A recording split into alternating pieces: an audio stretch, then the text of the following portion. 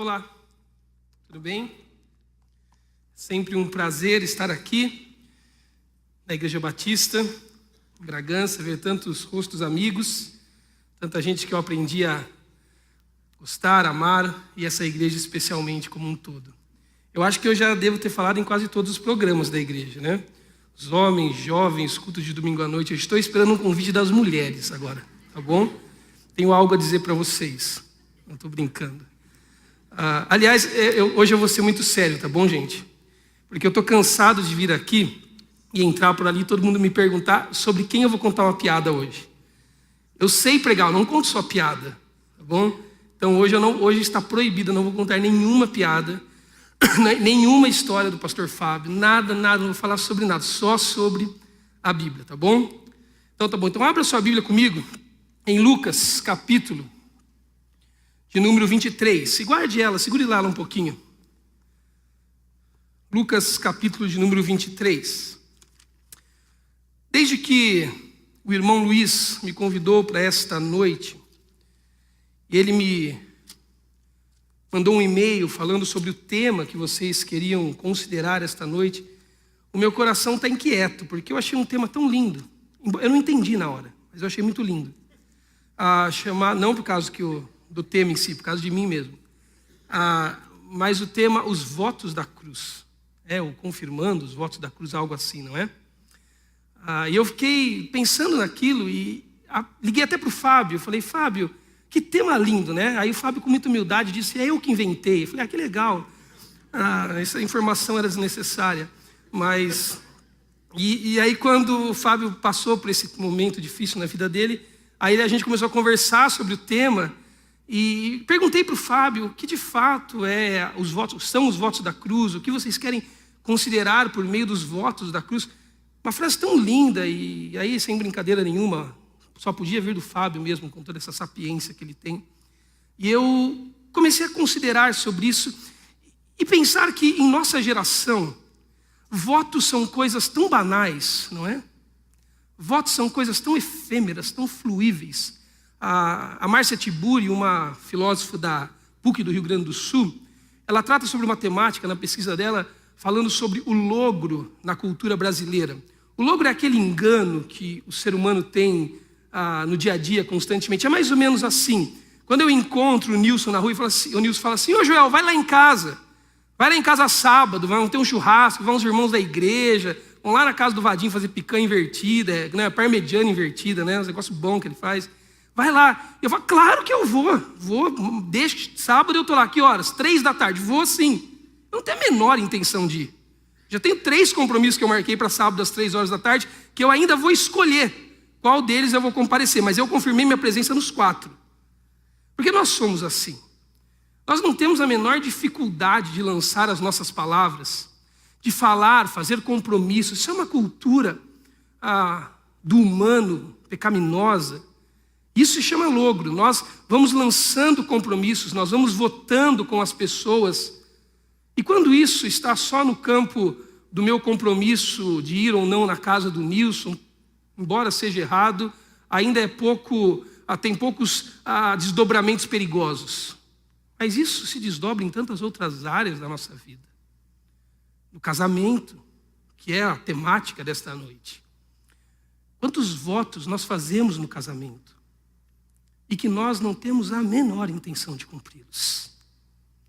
Eu estava em Caldas Novas, no Réveillon agora, último, e naquele jantar que normalmente se faz nas instâncias da Palavra da Vida de Réveillon, estava sentado com a minha esposa em uma mesa, e por isso que o tema, Luiz, tem mexido tanto comigo. E a gente estava naquele momento família, gostoso, todo mundo se confraternizando, faltando pouco para chegar à meia-noite para soltar fogos e estourar champanhe. Não, champanhe a gente não estourou. E a Mônica virou para mim e disse assim, como você vai ser melhor para mim esse ano? E aí eu ri. E aí a Mônica virou e disse, como você vai ser melhor para mim esse ano? E eu ri de novo. E ela perguntou pela 3ª vez com insistência, eu comecei a considerar que ela estava falando sério. E eu de novo ignorei, passei a largo da pergunta, e ela me perguntou pela 4ª vez, E eu vi que era sério e que ela queria uma resposta. E nada me vinha à mente, eu disse, mas eu já não sou bom para você? Eu já não faço algo que seja bom, eu já não sou um bom pai, um bom marido. E ela virou para mim, coisas que mulheres fazem. Mulheres têm umas colocações horrorosas, né? Ela disse assim, tá bom, se você acha, então fica assim. Essa pergunta tem ecoado na minha cabeça desde o Réveillon passado. Como eu posso ser melhor? Quais são os votos que eu fiz há 14 anos atrás? Segunda-feira eu faço 14 anos de casado. Quando era só eu e Mônica, sem as minhas 3 peças raras que eu deixei lá em casa. Sozinho, deixei sozinho. Quando eu voltar, o conselho tutelar vai estar na porta lá. Quais são os votos que eu fiz e que eu não consigo cumprir, porque isso faz parte da minha cultura pecaminosa? Se eu pudesse me abstrair da realidade do tempo e voltar atrás e olhar do alto, e olhar naquela noite do dia 18 de fevereiro, aonde eu estava lá votando com a minha esposa, coisas que eu dizia para ela, e ela para mim, que nós iríamos nos comprometer até que Jesus nos levasse deste mundo para a glória eterna, e eu conseguisse fazer esse exercício, porque eu nem sequer me lembro mais das coisas que falei naquela noite, eu descobriria quantas coisas eu votei, que algumas eu não tinha a menor intenção de cumpri-las. E tantas outras que eu tinha a intenção de cumpri-las e não consegui passar nem perto de fazer. Eclesiastes 5:5 diz que se você for votar e cumprir, tudo bem, mas se você for votar para não cumprir, é melhor que não votes. A cultura do voto é uma cultura complicada para nós. Sabe por quê? E aí pensando no tema que o Fábio criou, porque voto não é uma demanda humana. Voto é um compromisso da cruz. Não há nada no Joel, e isso joga em mim uma responsabilidade, ao mesmo tempo que joga em mim uma tranquilidade tremenda em Cristo Jesus, de me lançar nele, porque a possibilidade de fazer votos que eu possa cumpri-los, não é uma demanda do Joel, não é uma demanda humana. Votos é sim uma confirmação da cruz de Cristo em nós. Se eu pudesse me abstrair e voltar àquele dia do meu casamento, talvez com a consciência que tenho hoje, eu poderia dizer, Senhor, eu não tenho a menor condição de fazer o que estou falando. Que bom que eu conto poderosamente e totalmente com o seu favor da cruz. Porque votos não são demandas humanas. Votos são confirmações da cruz do Calvário. Só pode votar quem visitou a cruz. Só pode votar na segurança de cumprir o que votou aqueles que passaram pela experiência do Calvário.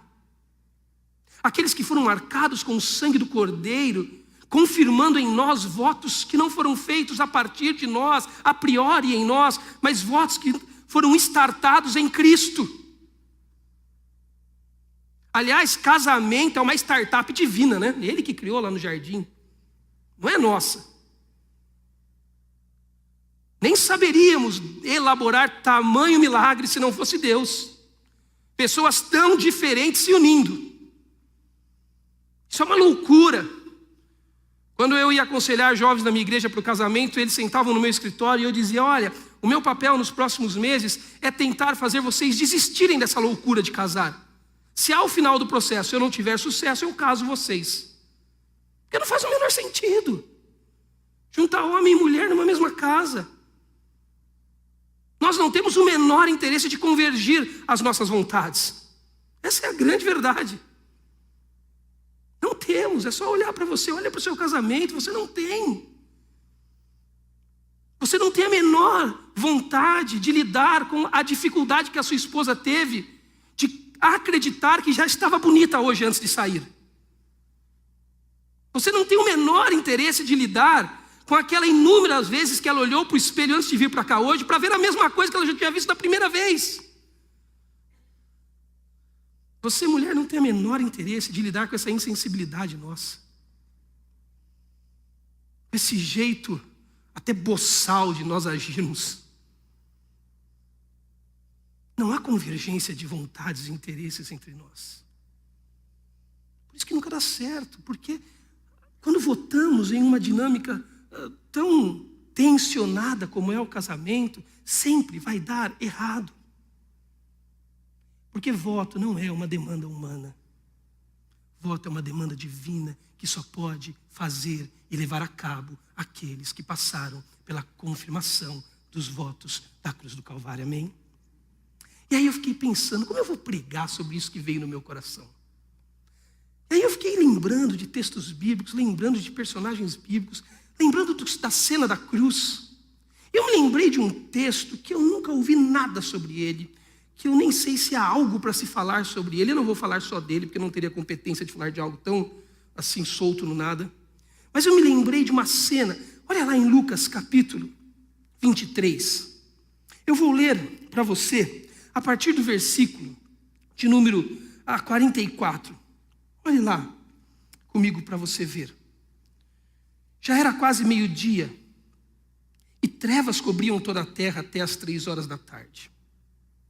O sol deixara de brilhar, e o véu do santuário rasgou-se ao meio. Jesus bradou em alta voz: Pai, nas tuas mãos entrego o meu espírito. Tendo dito isso, ele expirou. O centurião, quem é o centurião? O centurião é um guarda romano, da guarda pretoriana, que comandava centúrias romanas. Nesse caso, esse centurião era o guarda que teve a função de comandar toda a empreitada da prisão e crucificação do Salvador do mundo, Jesus Cristo. Este é o homem que comandou a ida até o Jardim das Oliveiras, até o Getsêmani, junto com Judas, para tomar Jesus preso e levar ele naquela caminhada até o Calvário, suja, escura, injusta. Este homem podia nunca ter pego naquela crucificação em um chicote, mas ele comandava as chicotadas. Ele podia não ter zombado, mas ele não impedia a zombaria, coisa que teria poder para fazer. Ele comandou o itinerário do Jardim das Oliveiras, passando por Pilatos, por Herodes, pela Via Dolorosa, até chegar ao Calvário. Agora a cena está se encerrando, as cortinas vão se fechar, o grande finale é esse. Jesus morre como homem.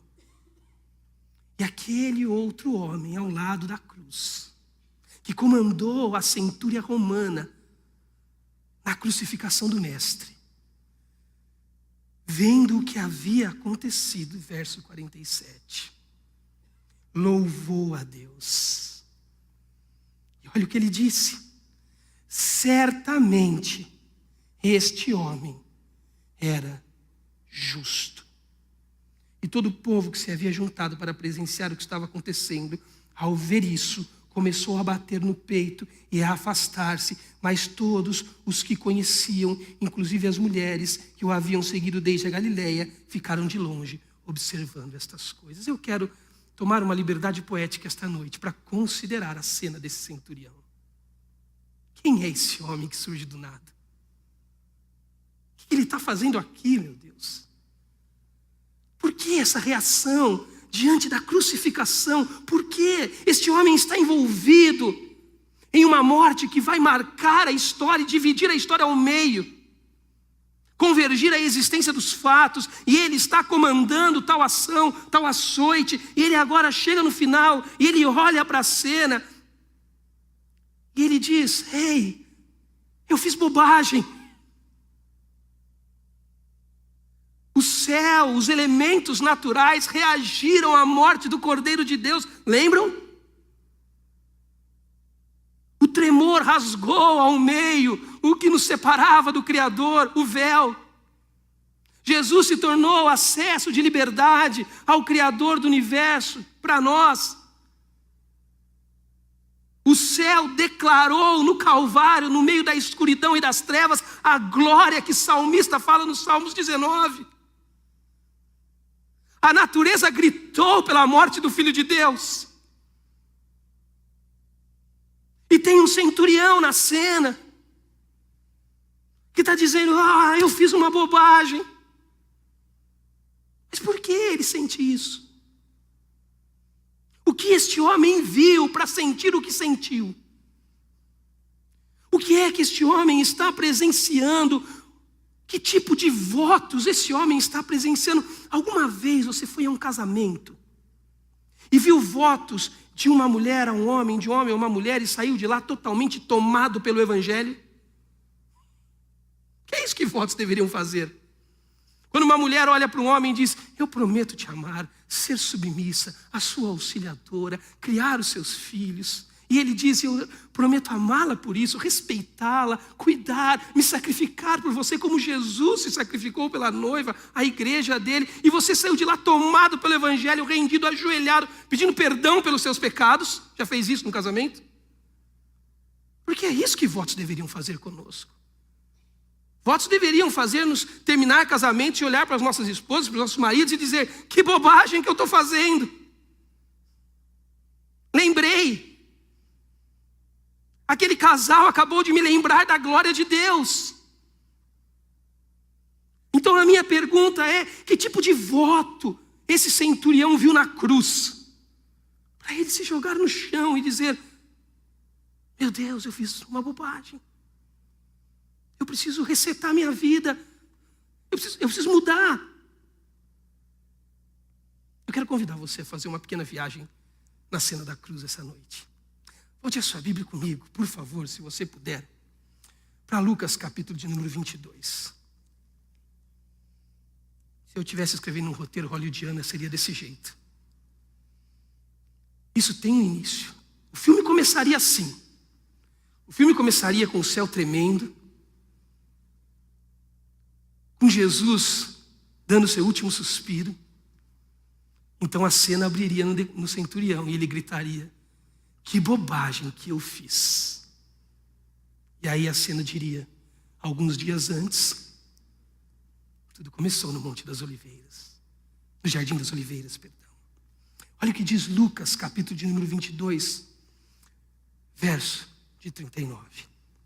Como de costume, Jesus foi para o Monte das Oliveiras e os seus discípulos o seguiram. Chegando ao lugar, ele lhes disse: orem para que vocês não caiam em tentação. Ele se afastou deles a uma pequena distância, ajoelhou-se e começou a orar. E ele disse: Pai, se queres, afasta de mim este cálice. Contudo, não seja feita a minha vontade, mas a tua. Apareceu-lhe então um anjo do céu que o fortalecia. Estando angustiado, ele orou ainda mais intensamente, e o seu suor era como gotas de sangue que caíam no chão. Quando se levantou da oração, voltou aos seus discípulos, encontrou-os dormindo, dominados pela tristeza. Ele disse: por que estão dormindo?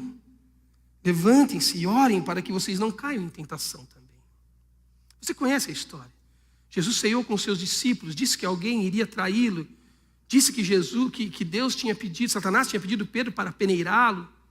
Enfim, toda a cena acontece. Agora eles vão para o Monte das Oliveiras, o jardim do Getsêmani, e Jesus vai ter um tempo a sós, distante dos discípulos, com Deus. Jesus sabe exatamente qual é a agenda do Pai.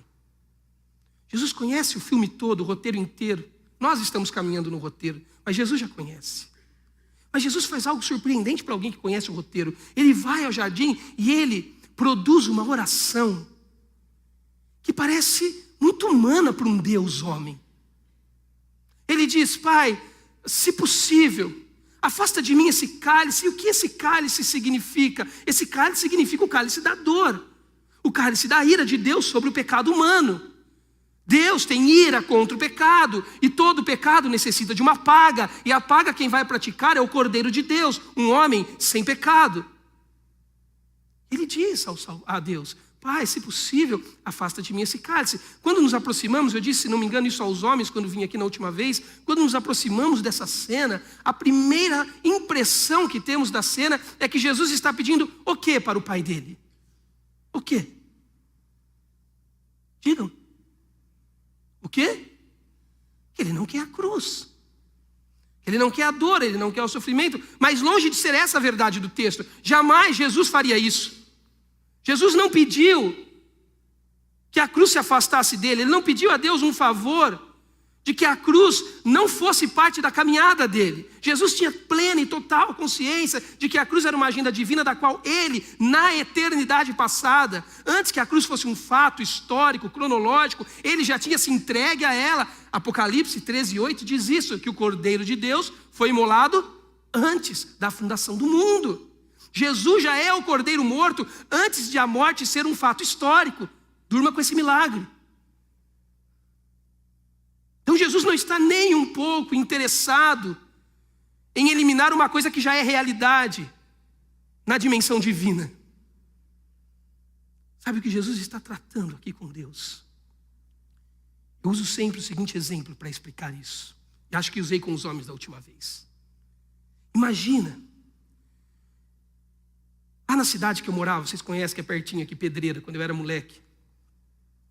Tinha um estádio municipal e o time da cidade.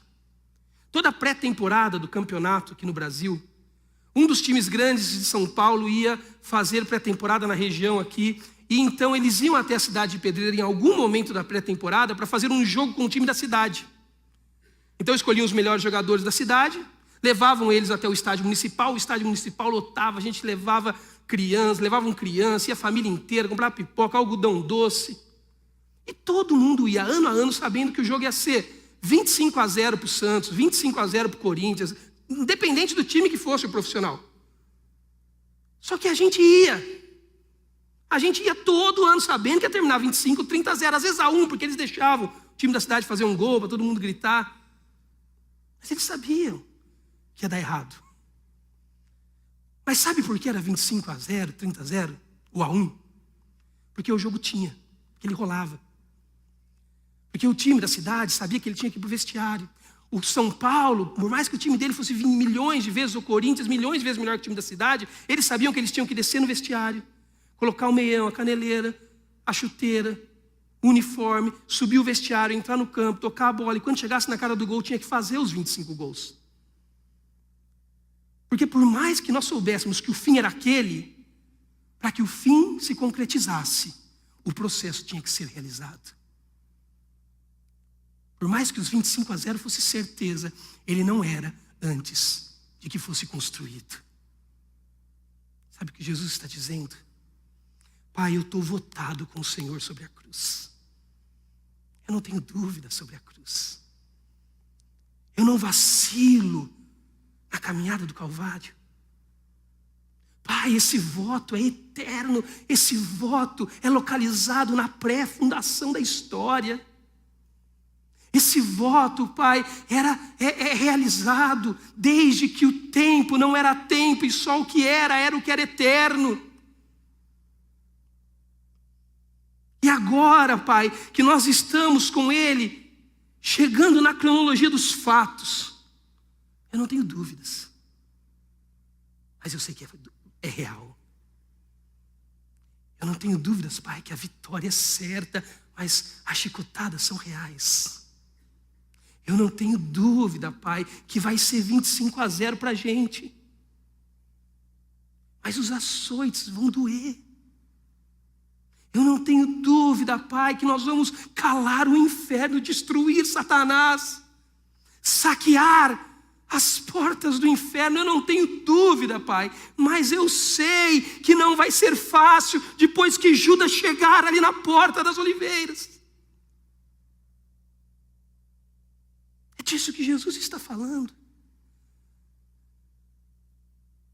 Votos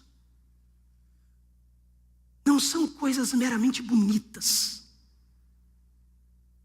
Votos são coisas que, quando feitas, são feitas debaixo da consciência de que eles têm uma agenda difícil de ser vivida.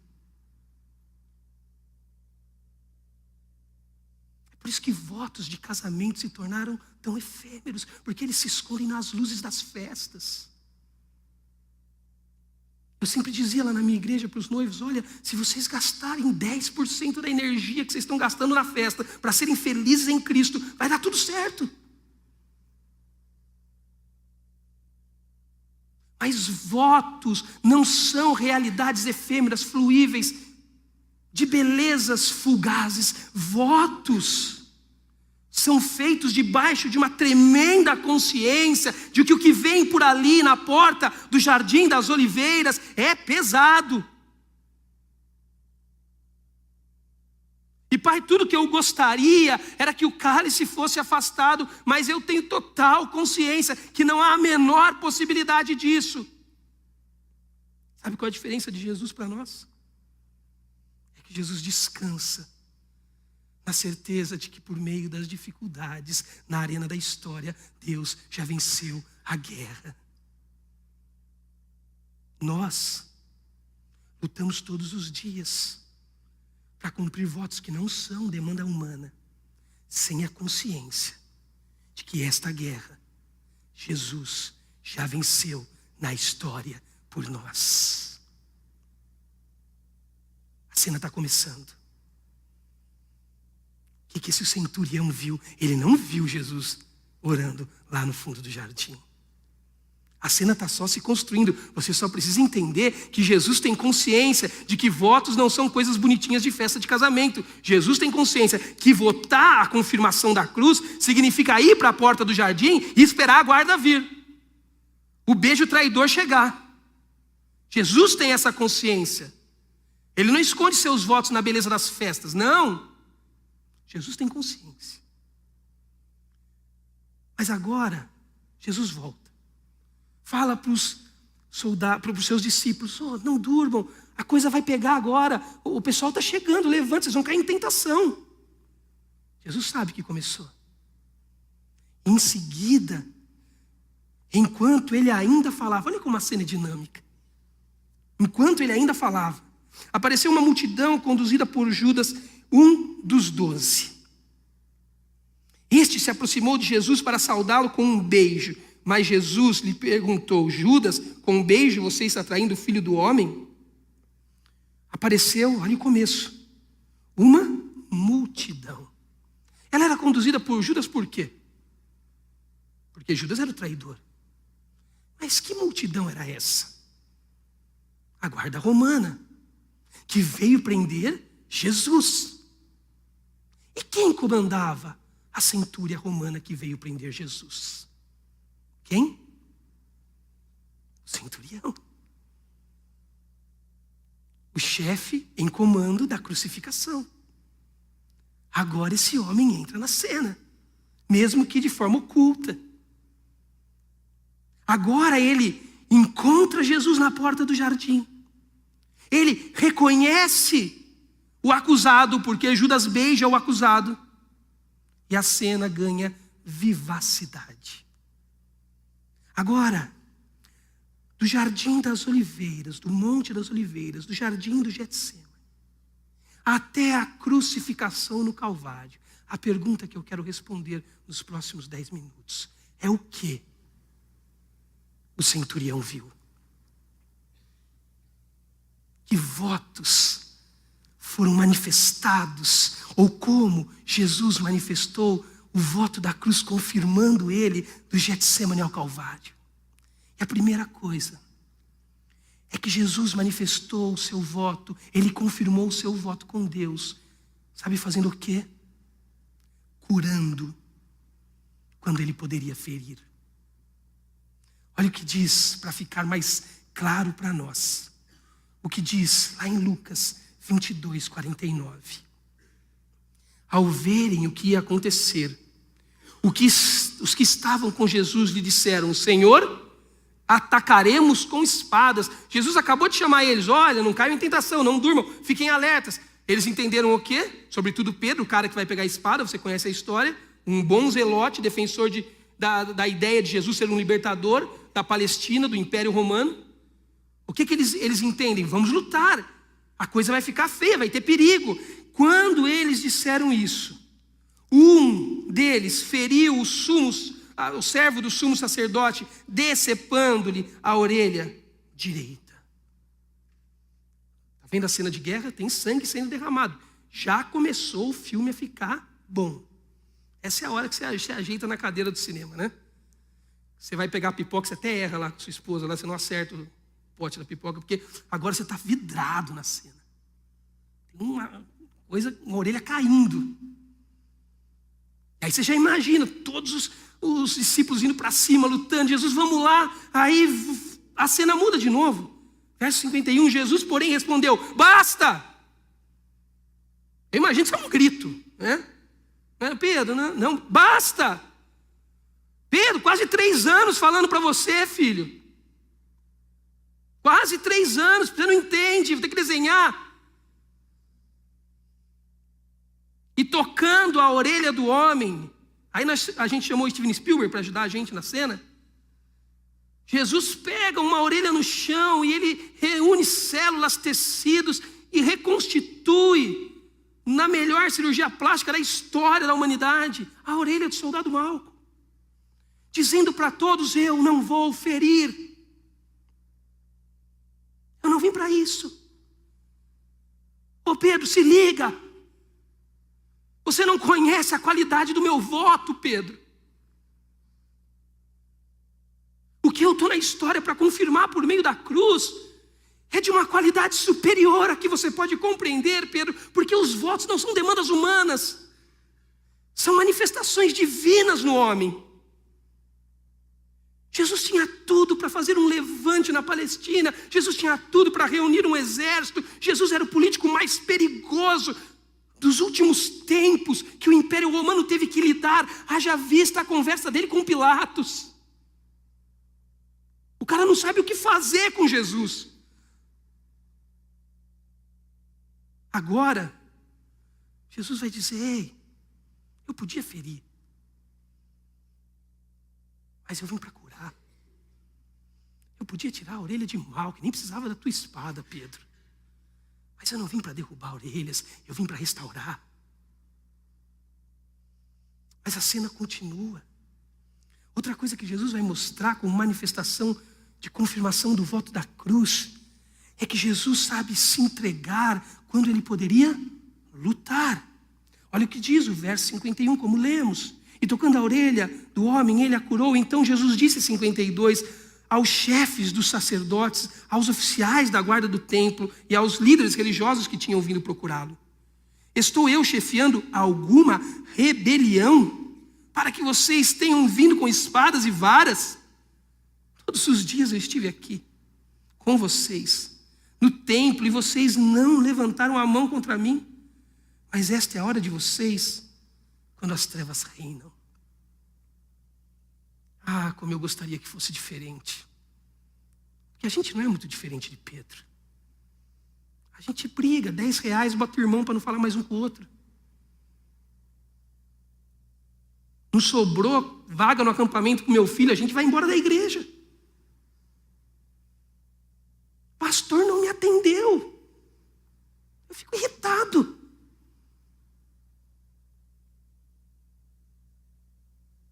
Jesus, ele tinha tudo para lutar. Ele se entrega. Porque é assim que votos da cruz se manifestam no tempo e no espaço. Ele podia ferir, ele curou, ele podia lutar, ele se entregou. Jesus poderia se defender, ele se calou. Abra sua Bíblia em João rapidamente. João capítulo de número 18. Ande um pouquinho só para frente. Verso de número 28. João 18, 28. Em seguida, os judeus levaram Jesus à casa de Caifás, o sumo sacerdote. Levaram da casa de Caifás para o pretório. Já estava amanhecendo. Eles tiveram um julgamento totalmente ilegal e injusto feito contra Jesus. E para evitar a contaminação cerimonial, os judeus não entraram no pretório, pois queriam participar da Páscoa. Então Pilatos saiu para falar com eles e perguntou: que acusação vocês têm contra este homem? Eles levaram ele no território de Pilatos. Responderam eles: se ele não for criminoso, se não fosse criminoso, não teríamos entregado a ti. Pilatos disse: levem-no e julguem-no conforme a lei de vocês. Mas nós não temos o direito de executar ninguém, protestaram os judeus. E isto aconteceu para que se cumprisse as palavras que Jesus tinha dito, indicando a espécie de morte que ele estava para sofrer. Pilatos então voltou para o pretório, chamou Jesus e lhe perguntou: você é o rei dos judeus? Olha o que Jesus responde. Perguntou: você é o rei dos judeus? Perguntou-lhe Jesus: essa pergunta é tua ou os outros te falaram a meu respeito? Respondeu Pilatos: acaso sou judeu? Foram o seu povo e os chefes dos sacerdotes que entregaram você a mim? O que é que você fez? Disse Jesus: o meu reino não é deste mundo. Se fosse, os meus servos lutariam para impedir que os judeus me prendessem. Mas agora o meu reino não é daqui. Então você é rei de novo. Pilatos está insistindo. Disse Pilatos. Jesus respondeu: tu dizes que sou rei. De fato, por esta razão nasci, e para isto vim ao mundo, para testemunhar da verdade. Todos os que são da verdade me ouvem. Olha o que Pilatos pergunta: o que é a verdade? Perguntou Pilatos. Ele disse, e saiu novamente para onde estavam os judeus. Sabe o que está acontecendo nessa cena? Pilatos olha para um homem que ele sabia quem era. Jesus estava bagunçando a ordem posta na Palestina e o Império Romano sobre a Palestina. Ele causava medo nos poderosos de Roma. Jesus era um político influente, arrebatava multidões e tinha poder para fazer coisas estranhíssimas. E contra as quais eles, os romanos, não tinham poder para competir. Ou eles tinham alguém que faziam coxos andar, cegos verem, mudos falarem. Eles não sabiam fazer isso. Eles só carregavam espada e matavam. Jesus está bagunçando a Palestina. Agora Pilatos olha para esse homem, que é o que dá medo em tudo e em todos nos últimos meses. Esse homem está lá, acabado, ensanguentado, ferido, humilhado. E Pilatos pergunta: ei, você não é rei? Porque não faz o menor sentido.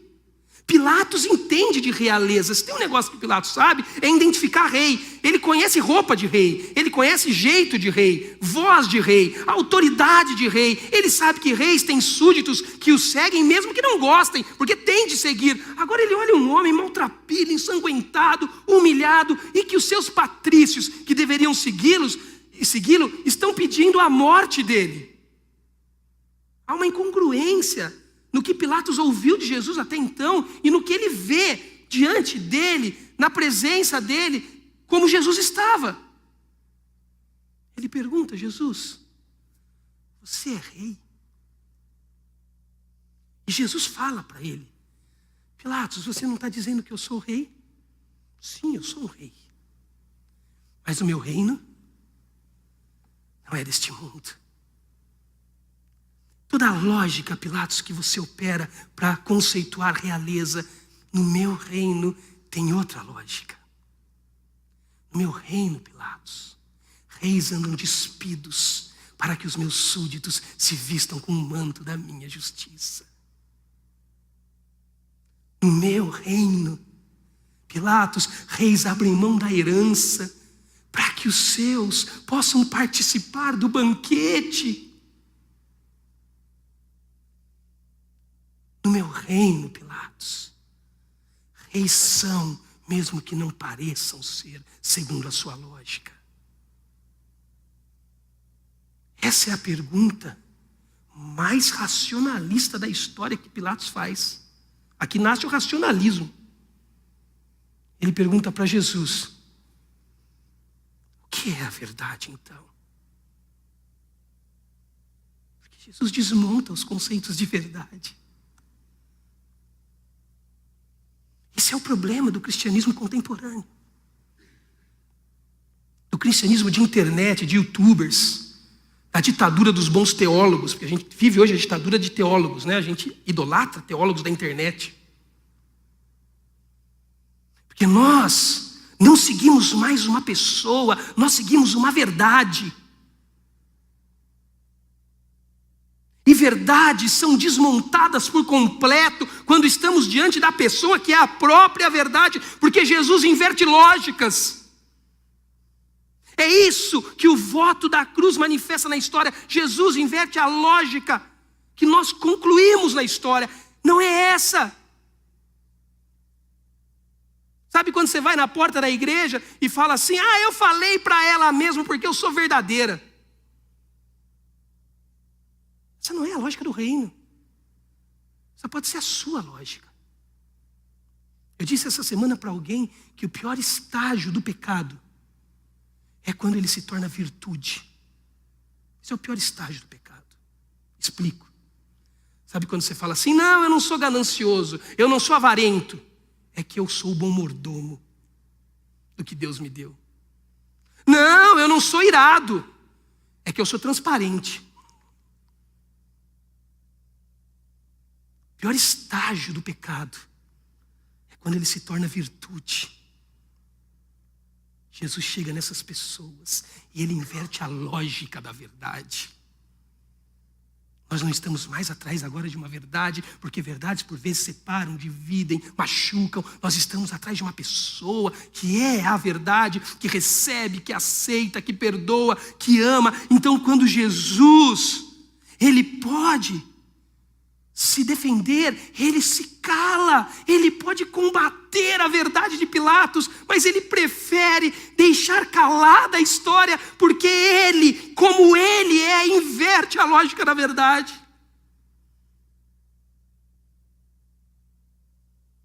Como perdoar homens que te traem?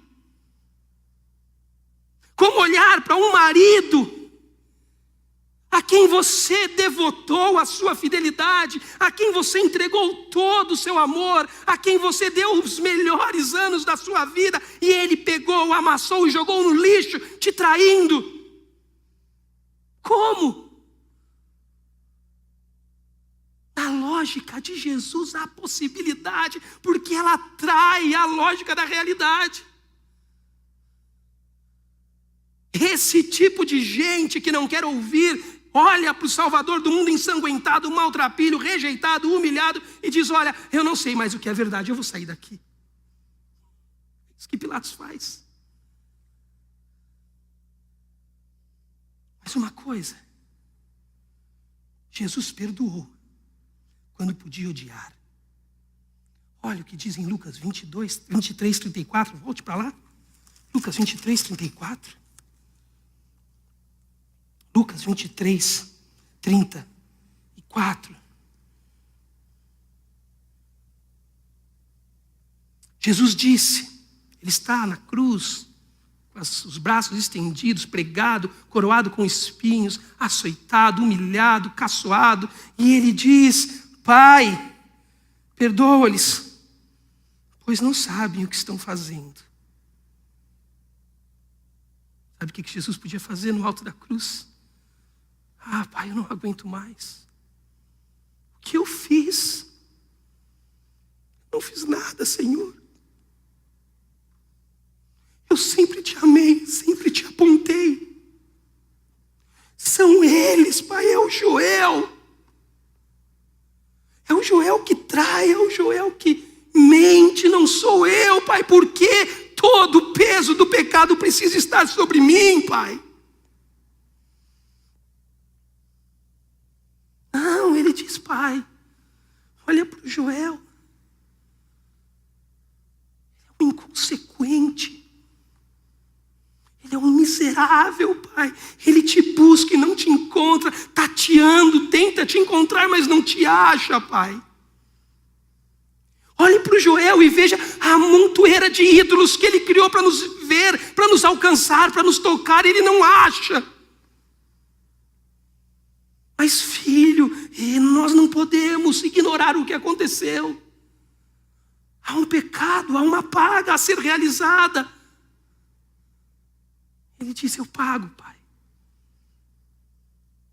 Eu estendo meus braços naquela cruz, eu dou licença para o Joel passar. Por favor, quando o Senhor olhar para ele, olha para mim primeiro, perdoa ele, porque ele é um inconsequente. Ele podia olhar para o Joel e dizer, Joel, eu desisti de você. Mas ele disse, Joel, eu te amo tanto que eu te perdoo.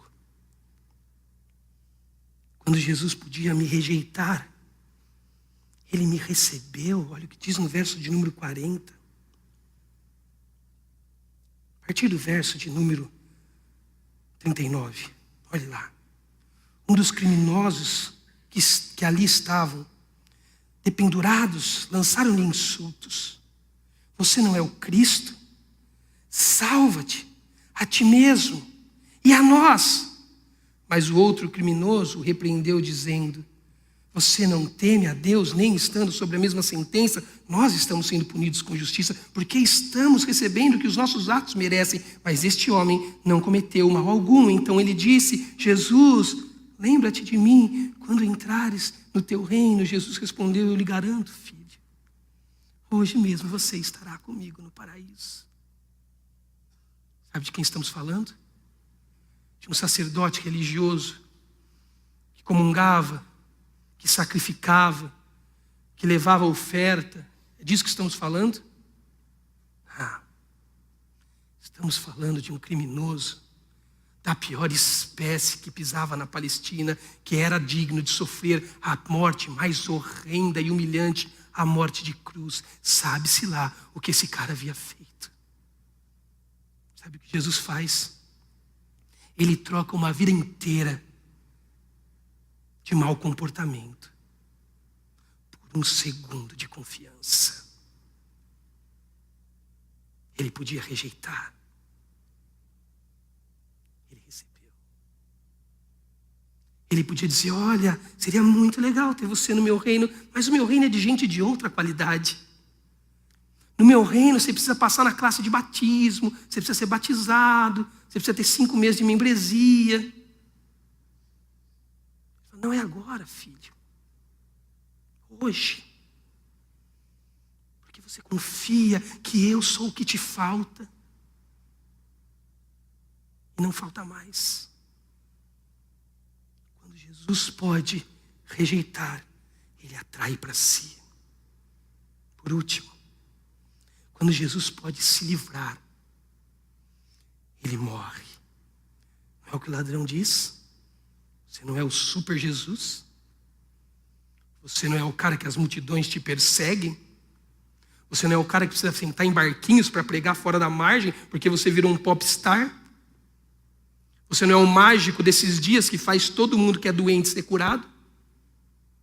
Faz alguma coisa por você. Manda um raio do céu. Jesus fica em silêncio naquela cruz. Incrível, não? Eu me lembro quando eu era criança, um hino que se cantava muito na igreja. Na época que se cantava um hino, né? Que dizia: podia chamar 10.000 dos anjos para livrá-lo do sofrer. Podia chamar 10.000 dos anjos, mas ele morreu por mim, por ti. Jesus podia chamar miríades de anjos. Jesus poderia dizer: Pai, chega. Satanás não me desafiou no deserto. Chegou a hora de mostrar para ele que eu dou ordem nos anjos. Me tirem daqui. O céu vai ficar escuro, o pai vai virar o rosto, porque ele não consegue ver o que está acontecendo com o filho. Deus abandonou o seu próprio filho no Calvário por amor a mim. Ele não o visitou no Calvário, ele não o tirou de lá. Isso não acaba de forma hollywoodiana.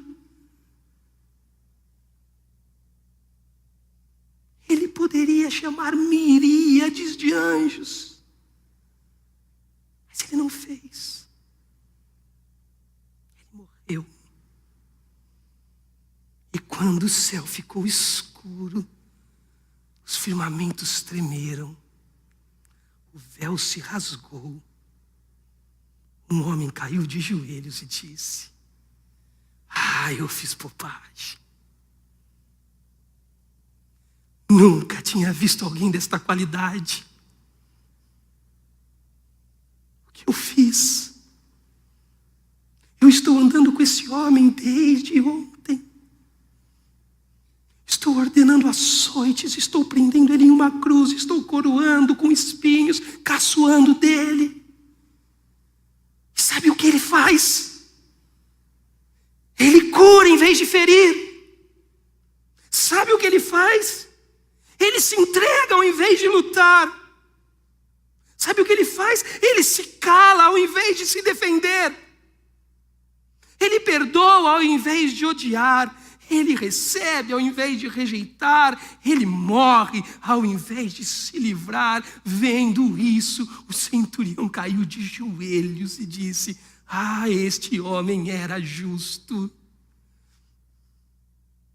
Porque Jesus sabia manifestar em sua vida e confirmar na história votos que são da cruz, porque não é demanda humana, é voto de qualidade divina.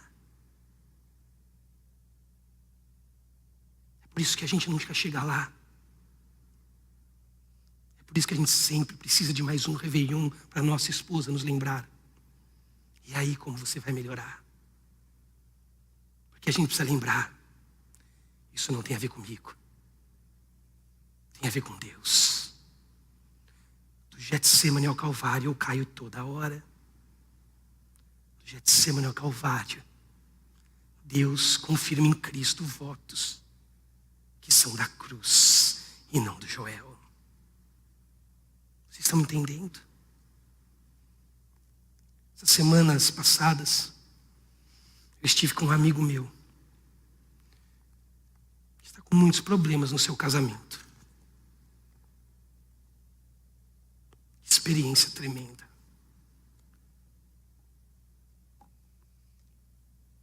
Um desses que pegou a fidelidade, os anos devotados a ele e de sua esposa, não quis. Eu disse o que já disse para outros algumas vezes. Ele sentou na frente da minha mesa de trabalho. Eu disse assim: o que você queria estar fazendo agora? Ele me disse: queria estar com a minha família. Eles querem? Eu perguntei. Ele disse: nem um pouco. Eu falei para ele: você já percebeu quantas vezes você teve eles do seu lado? E você os ignorou. E agora tudo que você mais quer é eles. E você não os tem mais. Esse meu amigo chorou tanto, chorou tanto. Sabe por quê? Porque diferente de Jesus, nós não somos capazes de entender que, embora a caminhada seja perigosa, Ele já venceu por nós. Você quer chegar lá? Tal qual Ele chegou? Não confie em você. Não confie nos votos da sua cerimônia de casamento. Não confie naqueles votos efêmeros de fim de ano. Os amontoados de pedidos de perdão que você faz no meio das brigas. Nos votos que Jesus manifestou na cruz, feitos com Deus, o Deus eterno, o Deus da glória. E lembre, hoje eu posso curar ao invés de ferir. Sabe por quê? Porque Jesus fez. Hoje eu posso me entregar ao invés de lutar com meu marido, com a minha esposa, porque Jesus fez. Hoje eu posso me calar ao invés de me defender. Sabe por quê? Porque Jesus fez. Hoje eu posso perdoar ele e ela. Sabe por quê? Porque Jesus, ao invés de odiar, perdoou. Hoje eu posso recebê-la ao invés de rejeitar, porque Jesus fez isso. Hoje eu posso morrer por ele e por ela, ao invés de me livrar, porque Jesus fez isso por mim. Sabe o que vai acontecer?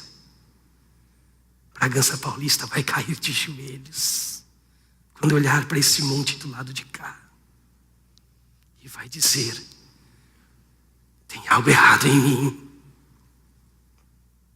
Eles podem rejeitar essa bela música. E digo, eles vão. Eles podem rejeitar sábados à noite. Ou tem 150 mil habitantes aqui? Ou seja, eles estão rejeitando. Eles podem rejeitar os nossos cultos, e eles rejeitam, correto? Mas eles não vão rejeitar gotas de sangue que manifestam os votos da cruz de Cristo, aonde você trabalha, aonde você estuda, aonde você mora, porque no seu condomínio, na sua escola, na rua dessas cidades, centuriões vão cair um atrás do outro e dizendo diante daqueles que manifestam os votos da cruz: tem algo de errado em mim. Receba isso esta noite. Feche seus olhos por um instante.